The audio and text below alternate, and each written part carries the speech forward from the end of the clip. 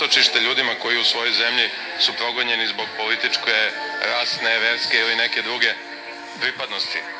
Ono što je očigledno kada je reč o protestima građana u Banji Koviljači jeste da iza toga stoji jedna politička stranka. To je politička stranka koja ima gradonačelnika Loznice, radi se o stranci G17+. Izvolite. Replika. Majo, replika. Istina uvek ima dva lica. Dakle, jedno je da stvarno treba biti mnogo žao tih ljudi koji su došli zbog ratova, zbog nemaština i mi nikada nismo bili narod koji je imao nekakav otklon prema strancima koji su dolazili kod nas.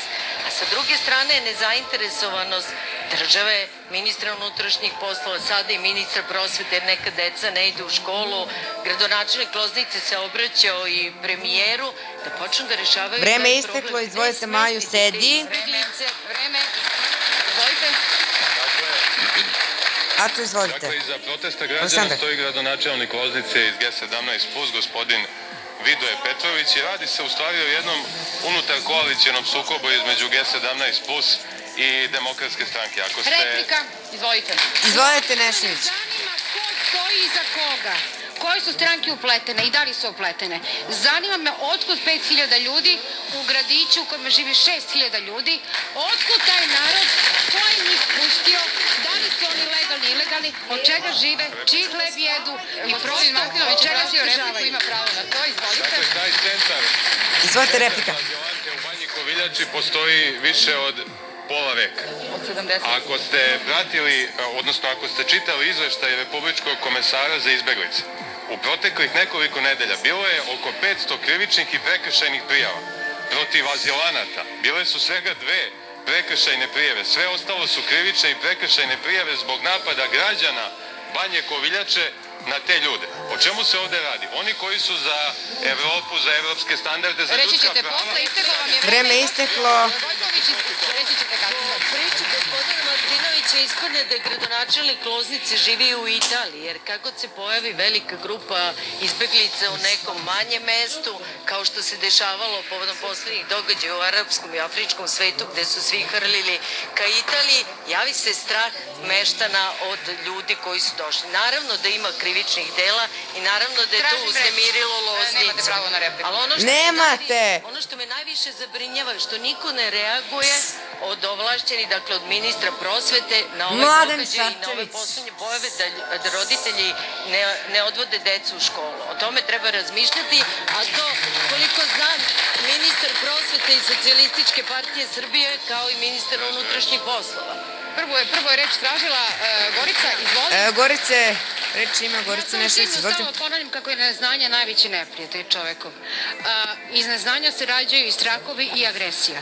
Mi ne znamo o tim ljudima, pogotovo oni koji žive u Banji Koviljači, ko su zapravo ti ljudi, otkud ih odjednom toliko. S druge strane, niko se ne obraća... Probujemo od juče. Zašto se sada... Pa upravo to. Nisu oni došli preko noći tu.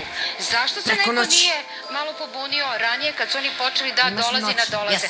Ali hoću da kažem da strahovi o kojima smo na početku govorili su sada tako tanani i toliko smo otvoreni za strah, oni se lepe na nas kao sunđer. I uopšte nije čudo što narod tako reaguje. Gospodine Martinoviću, ima li to neke veze sa, moram da kažem, veoma lošim iskustvom građana Srbije sa rešavanjem problema izbeglica koji su u velikom broju posle ratova 90-ih ovde završili? Ne, to ima veze sa licemerjem. Dakle, ljudi koji su na jeziku za Evropu, za ljudska prava, za jednakost svih bez obzira na naciju, veru, boju kože i tako dalje, kad im u komšiluk dođu, a tu mislim na pre svega ljude iz vlasti u gradu Loznica, kad im dođu ljudi zaista različiti od njih, onda te ljude odjedanput treba proterati. Dakle, nacionalna verska ravnopravnost je dobro, ali da su ti ljudi što dalje od nas. Kad postanu naši komšije, onda ajde da ih iselimo. Replik.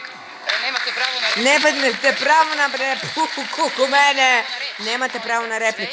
Sve je eskaliralo povodom silovanja jedne strane turiskinje.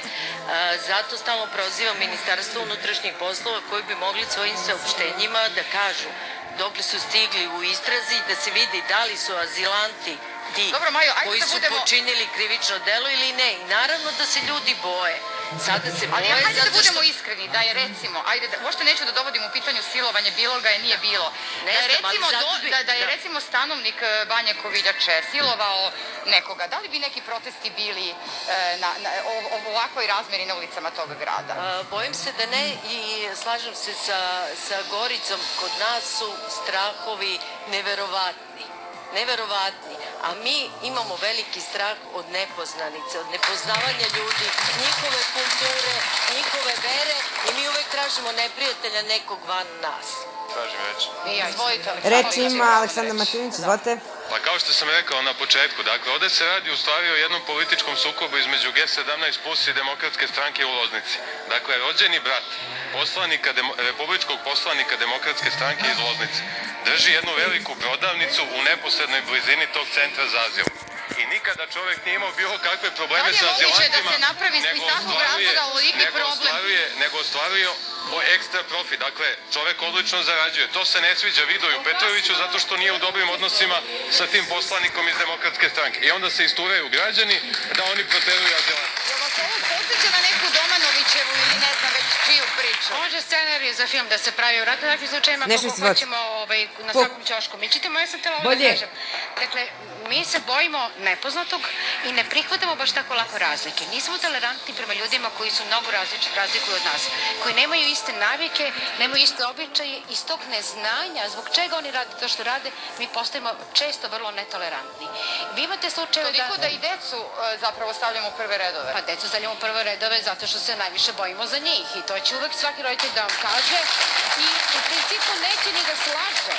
Ali je pitanje da li su deca zloupotrebljena u ovom slučaju, deca dobrodošli ne idu u školu ura, ali s druge strane da ministar prosvete kaže da se što pre vrate u škole zato što teško se nadoknađuje gradivo.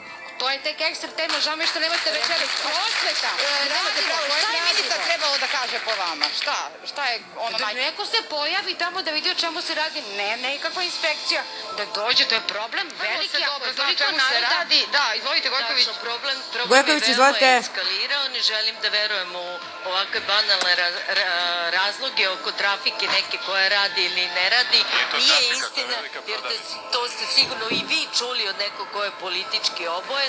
Ajde da vidimo šta obični građani Loznice misle o tome.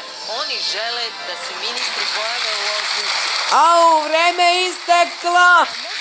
Koliko puta sam ti rekao da je Evropska unija?